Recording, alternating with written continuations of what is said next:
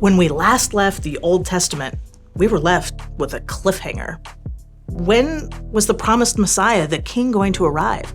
How was God going to fulfill all his promises? Promises like prosperity and priesthood and blessing to the people. And most importantly, when would we regain God's presence? It's all answered in the New Testament.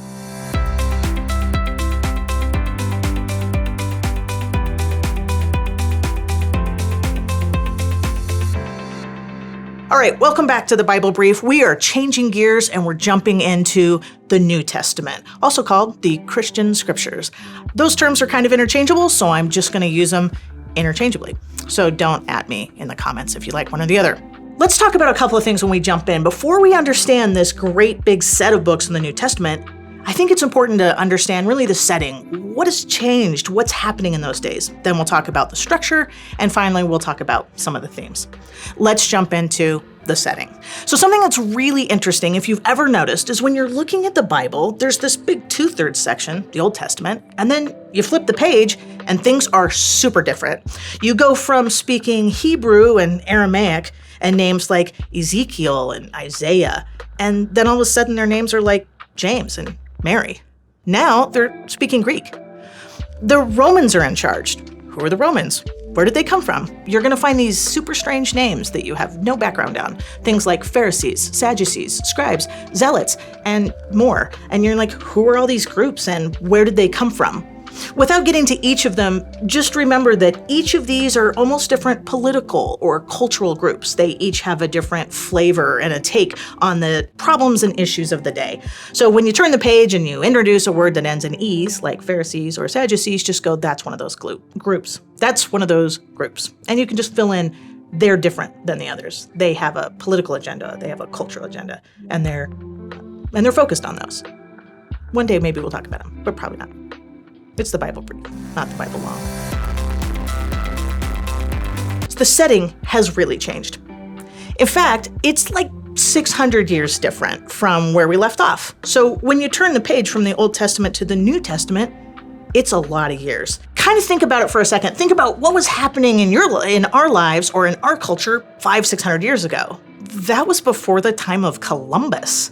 So they were still riding around in wooden boats and didn't even have something like Taco Bell. So they weren't very modern. That's the same difference in years as we see between the Old Testament as the New Testament.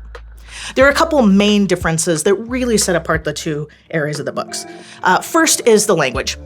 As I mentioned, they used to speak Hebrew, and then they really left that behind and only used that to read, and they were speaking mostly Aramaic. At this point in the time of the New Testament, again, 600-700 years later, they're now speaking Greek. So they've gone through a lot of cultures. They've gone through a lot of language changes. Now we're in Greece. Then you're in Rome, which has delightful headwear. Now we're in Persia. I don't have a Persian hat, so think of this one. Now we're in Babylon. I don't know what they were in Babylon, but I assume that it was for dust. So I'm clearly not a historian, and I don't have Babylonian, Persian props, but we do change a lot of gears over the time. So just keep that in mind, that when you turn the page from the Old Testament to the New Testament, the culture, the language, the food, everything they do and say is really different from what it was in the Old Testament. And you're going to see that everywhere in the New Testament. And so it's important to remember, otherwise you get kind of lost in the story. And there are going to be some clues to understanding the stories if we remember that. When we left the Old Testament, one of the key roles was the role of the prophet. We saw things like Moses, and they were always telling people what to do, reminding them of their covenants and speaking for the Lord. When we turn that page and we go to the New Testament, where are the prophets? They're gone. In fact, they've kind of been replaced by the high priest and the Jewish priesthood, the Jewish leadership. And then there are groups like the Sanhedrin, which is just a big word for kind of a senate or a group of people that meet. They also used to just meet however they did in the past. We don't have words of a church or a synagogue. And then we flip the page and suddenly they're meeting at a synagogue. So all these cultural changes change the way that we look at the scriptures. One of the reasons it's important to know that is because it's really integral to understanding the story. It's like understanding the setting. So when you read, say, a Harry Potter novel or Lord of the Rings, you're like, hey, there's all this world building. There are all these weird names and different cultures, magic rings, etc. And you're like, I don't understand all of them. But when you go to the New Testament, it's kind of the same. You're like, who are all these names? And who are all these clothes that they're wearing? What are they doing? When we take a minute to understand those, we'll actually understand the people and the culture, as well as the important gospel messages that are there, layered in on top of all that important setting. But when we turn the page, it's kind of a surprise. We're just there. It's like watching Dune. It's just a surprise. It's really hard to follow. You might need a cheat sheet. But I really did like Dune. So we've talked about then the setting. Now remember, that's important. It gives us that foundation. But next, let's talk about the structure. The first group is really called the Gospels, and you've probably heard of these, the Gospels of Matthew, Mark, Luke, and John. And then you get into the letters, a fancy word called epistles, and they're like 21, 27. There are a lot of epistles. There are a lot of letters, and they're shorter, and they have a different style. We'll talk about that in a second. And then last, we end with a bang, apocalyptic literature. And that's the part you really want to talk about, so hang on and we'll get to that last. All right, so what are these all about? Well, Gospels. The Gospels are the ones that usually talk about the life of Jesus Christ, and gospel is just a fancy word for the good news. It's the good news that salvation is finally here, that King that we've been promised, the presence of God is finally here, and that's the good news that we're going to be spreading. Each of the synoptic authors, Matthew, Mark, Luke, and John, have their own take. So you're probably like, hey, why are there 4 of them? And that's a good question. Each one has its own audience. They have who they want to talk to, who they're trying to persuade, or how they witnessed events. It's kind of like when you witness a car accident, and so it's something striking, something big happens, and you've got all these different witnesses, and each witness sees the event from a different aspect, from a different direction.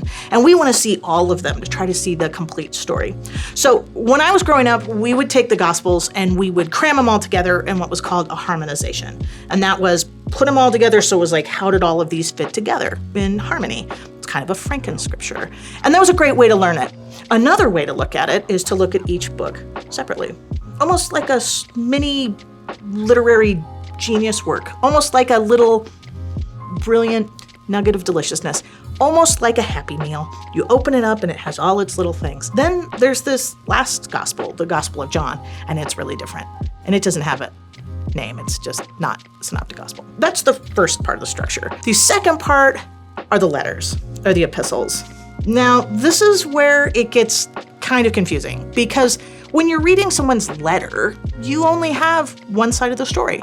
You can't actually hear what's happening on the other side. These letters mostly go to churches, so they take place after the life of Jesus Christ and after his resurrection, and then Paul and Peter and some of the important guys are writing letters out to those communities, and so they're telling them things that they needed to know.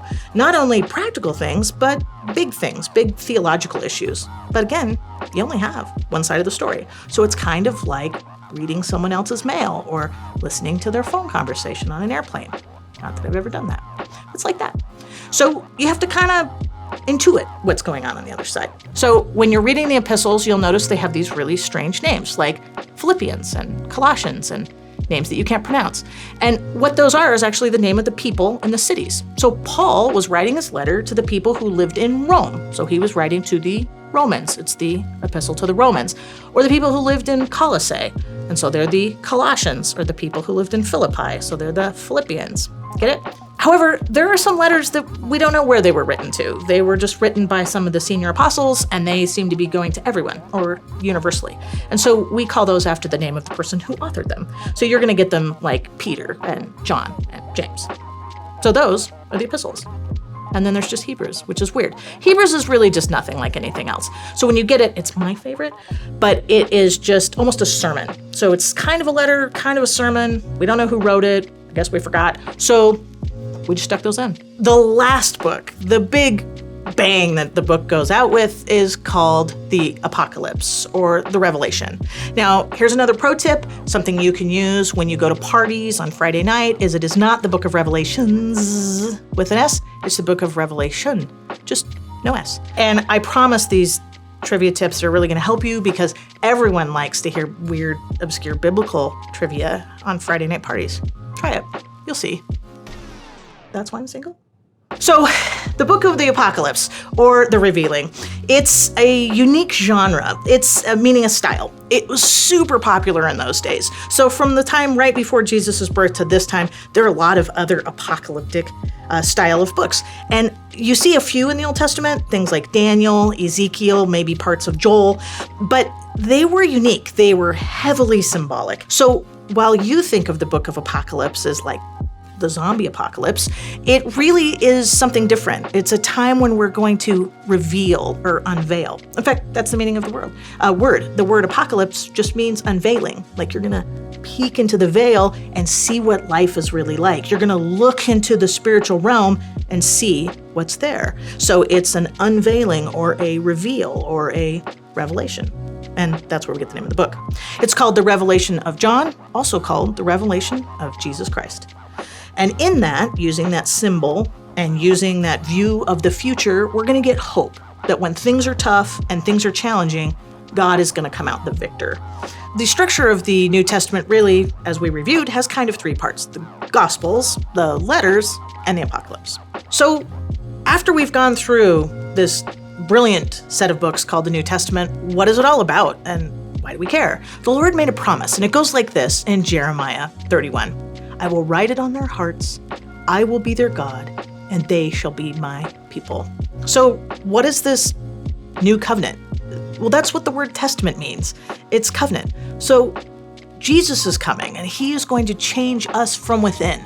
He's going to be the new covenant that makes us truly God's people. And that's the message of the New Testament. Thanks for watching. Don't forget to click on the links to hit other episodes. And don't forget to hit the like, and we'll just hit all the buttons. Just hit them all. Hit the subscribe, hit the bell, hit the up, hit all the buttons. We'd appreciate it.